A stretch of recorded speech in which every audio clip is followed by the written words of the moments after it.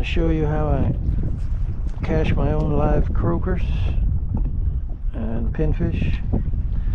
Get a little rig like this, just a small treble hook, small as I can find, and small pieces of, in this case, shrimp. Don't have any mullet right now, but I prefer mullet.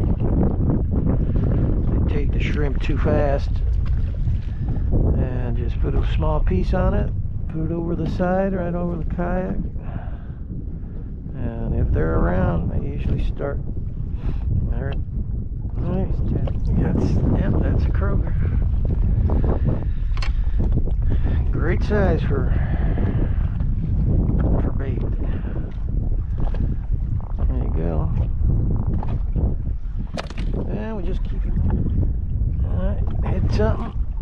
And another croaker. Beautiful size baits.